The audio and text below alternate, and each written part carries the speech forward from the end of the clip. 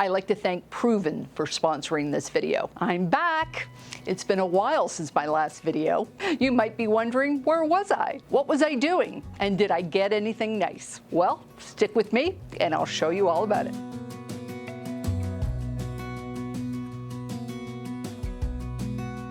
Hi, I'm Karen Brown of Just Get It Done Quilts. I give you tips, tricks, and strategies to help you make the quilt that you want to make. And if you like what you see, please click that subscribe button. I am back from our fire and ice cruise to Ireland, Iceland, and Scotland. It took just under 3 weeks, and boy, did we have a wonderful time. So let me tell you about it.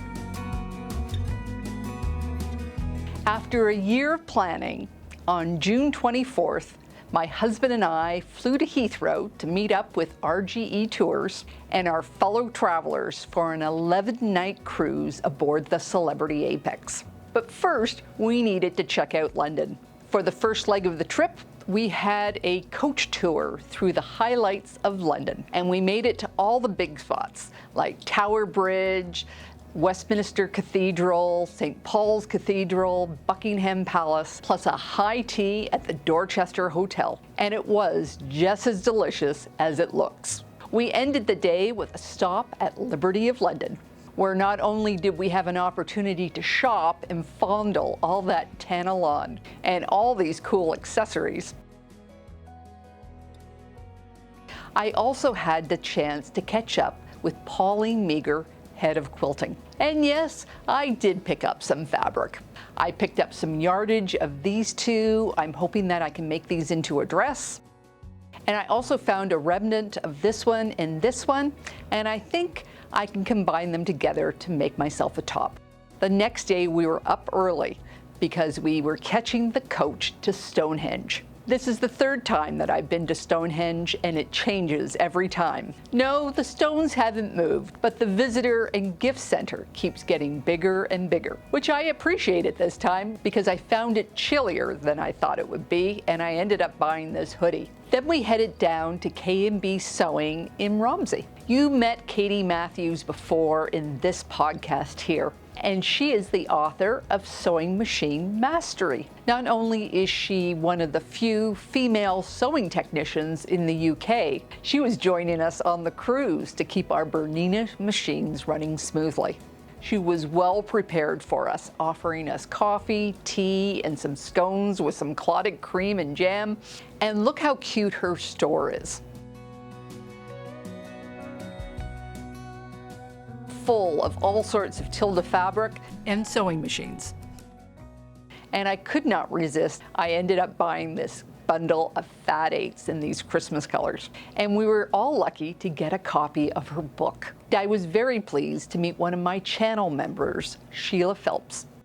She made the effort to get there and we had a quick chat. Then it was all aboard. On our days at sea, I was teaching a Kaleidoscope masterclass. I have been in love with this block for a long time, and I thought I had the ultimate ruler here. Unfortunately, it could only make this triangle shape. And though there is a ruler along the side that you can make the HST shape, I could not make the wedge.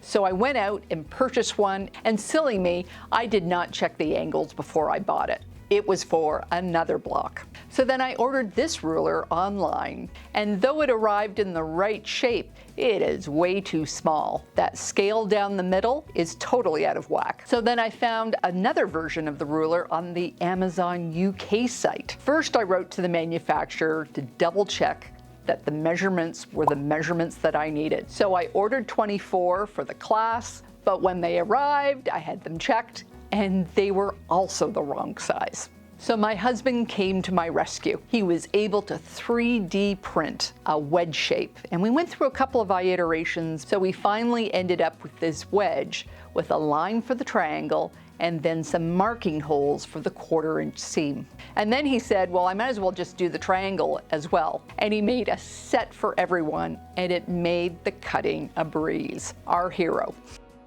This time we were aboard the Celebrity Apex. As you can see, it's twice the size of the Millennium. Same great food and service. We had this amazing balcony room where the outside window just slides down to open, which made the room feel so much bigger. And the only time we really felt the extra people on board was with the evening shows. You had to get there early to get a spot.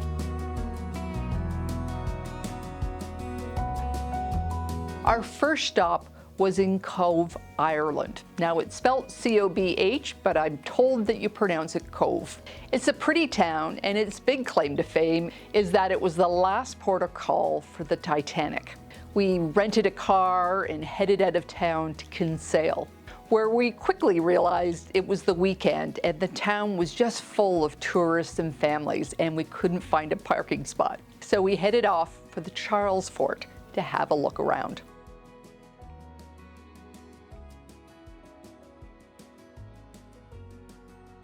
We were intending to stop in Cork on our way back to the ship, but we ran into the same parking issues. So we enjoyed Cove for a bit, then returned to the ship. We had 2 sea days before we reached Iceland. Though I was only teaching in the afternoon, you could always find company in the sewing room. It was a private space just for us. And we were so lucky to have Bernina's sewing machines, and they performed brilliantly. Katie was there for any problems, but there were so few issues, and they were minor that I was worried that Katie was getting bored.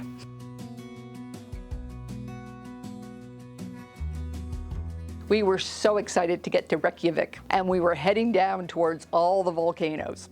Unfortunately, and quite logically, they stopped us right here. This is as far as we made it. All the roads to Grindavik and the Blue Lagoon had roadblocks.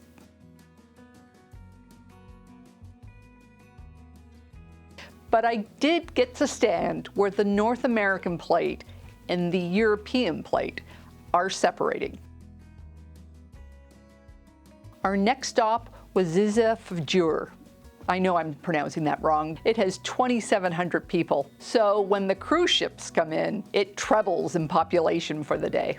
I'm glad I have my winter coat, but I did end up buying some winter gloves. And we took advantage of these electric scooters to get around.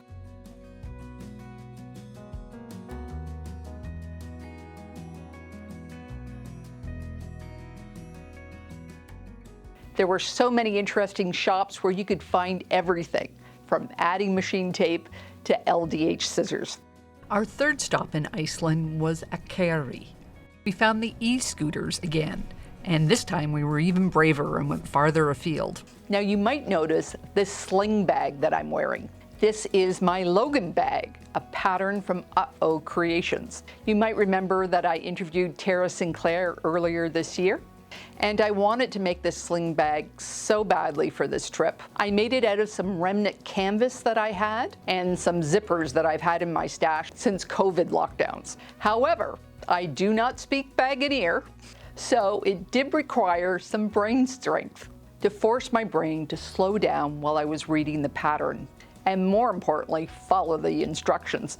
There were no skipping any steps, though I did try, and it was well worth the effort. I could walk through airports and on the scooter hands-free, and my valuables felt safe. I did not purchase any wool in Iceland. I briefly considered it, but I'm not really much of a knitter anymore, and I did not want to guess at how much I might need for some random future project. If and when I need it, I'll buy it from home. Iceland has a long tradition of needlework, from making clothes, or crocheting, or cross-stitching, or so many other crafts. They have long been experts in using what they have to make their lives better.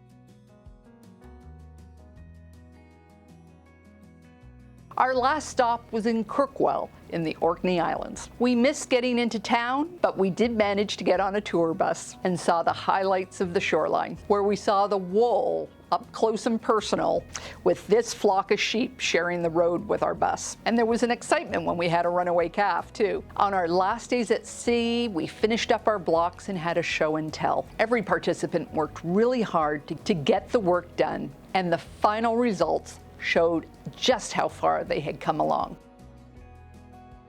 This was such a lovely group of quilters, and I could not be prouder of what they had accomplished.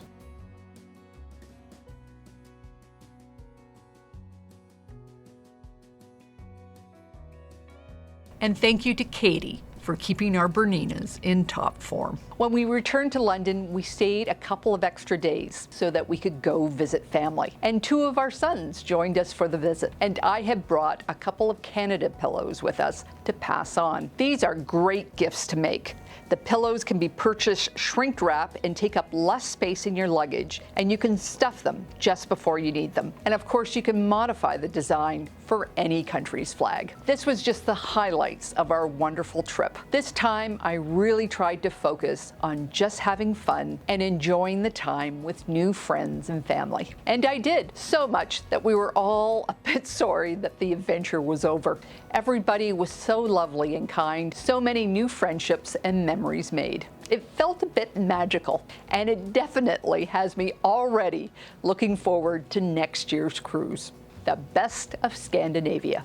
If you are interested in joining us in May 2025, click on the events page on my website for more details. And if you are looking for an adventure sooner, I have just 2 spots left on my textile tour of the Netherlands in September. You can also find details on that on the events page. Take care, and I'll see you next time.